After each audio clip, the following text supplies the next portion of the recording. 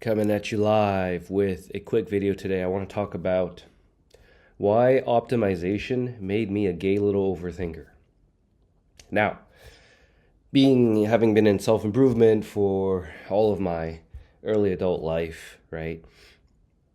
One of the things that I came from was being this introverted, awkward, shy, socially awkward, pornography addicted, introverted, purposeless mess. That's where it started, right?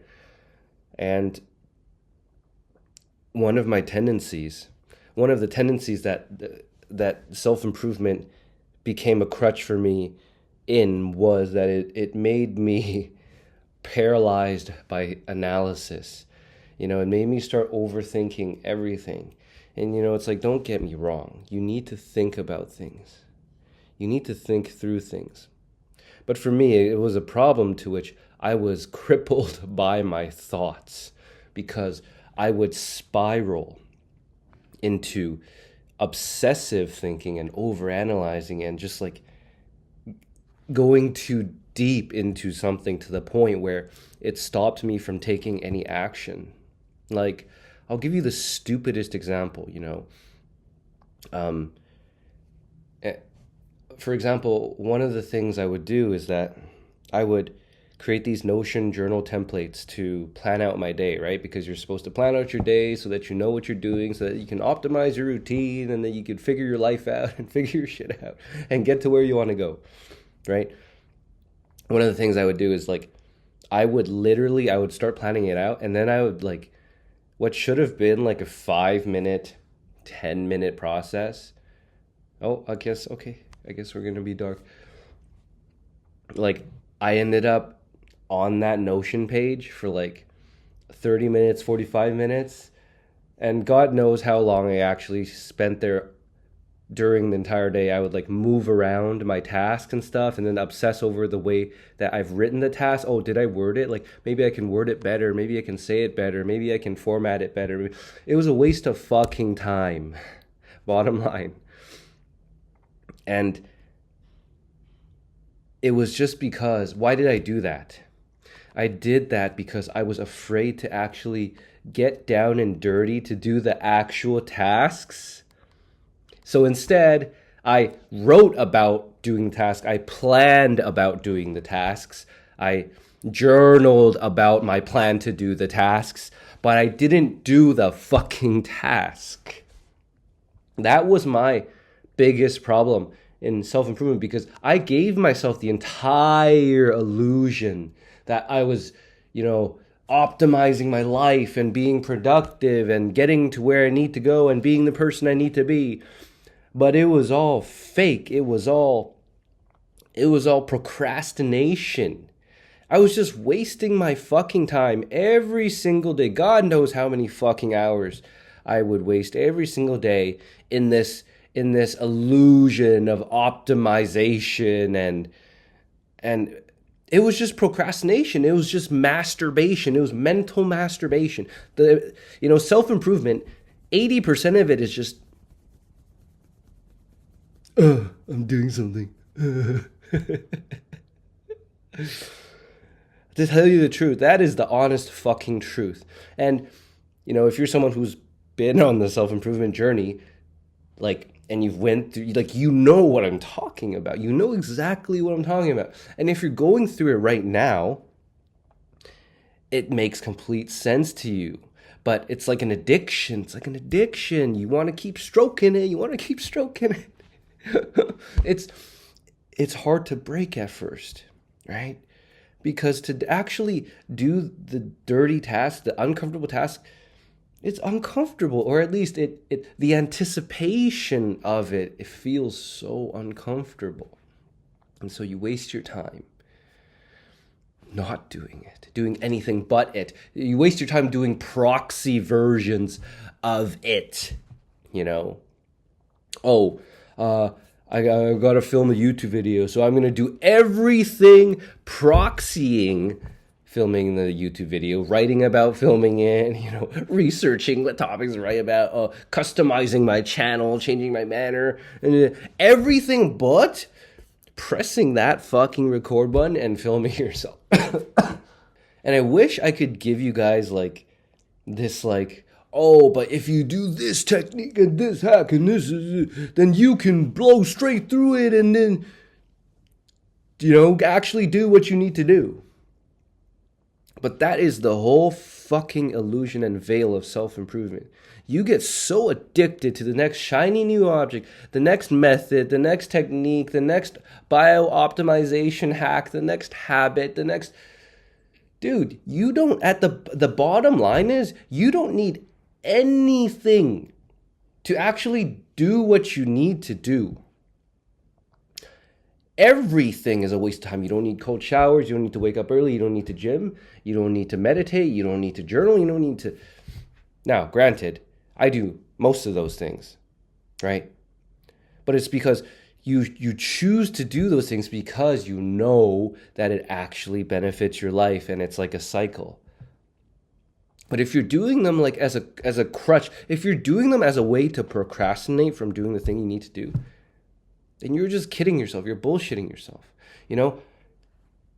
You could wake up at 11 a.m. and absolutely crush it. You don't need to wake up at 6 a.m. Right?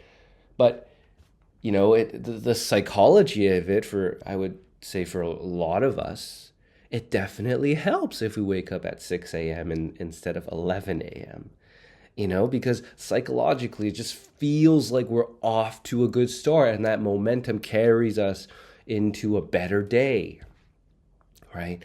Everything is just momentum. So again, I don't have another hack, another technique. This one's straight about, you need to stop kidding yourself with the bullshit mindset that you're hiding behind. This is just a raw, harsh truth one.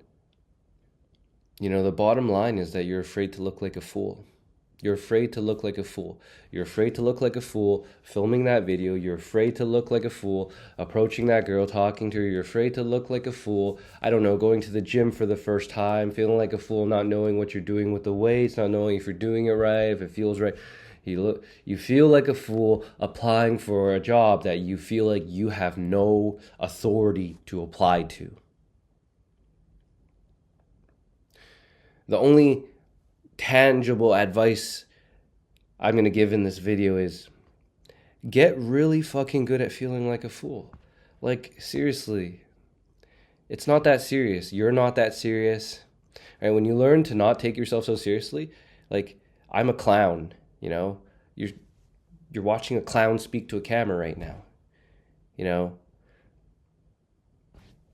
When you stop taking yourself so seriously, suddenly, like, the pressure comes off. Who gives a fuck if you land that job or not? Who gives a fuck if you have her validation or not? Who gives a fuck if people think of you this way and that way and this way? In your head, it's so like, oh, I'm scared that what if he thinks? And yes, valid. You need to work through it and you need to see that you are not your thoughts. Okay, so I'm going to tie this into meditation. Okay, meditation, what is that? Meditation is awareness. You develop awareness. You realize all the thoughts running through your head day and night and day and night. At some point, you're like, instead of being worried and attached and fearful of them and what they mean, you realize, like, fuck you, shut the fuck up, I don't care. Like, you realize a thought is just another thought. But the moment you grab onto the thought, the moment you let a thought dictate your reality and tell you what your reality is, like, oh, this person will think this of me. As soon as you grab hold of that thought, now you're controlled by it. Now fear runs your entire day, your entire week, your entire fucking year, because you let that single thought, you believed it to be real and you held on to it. But it's just another thought.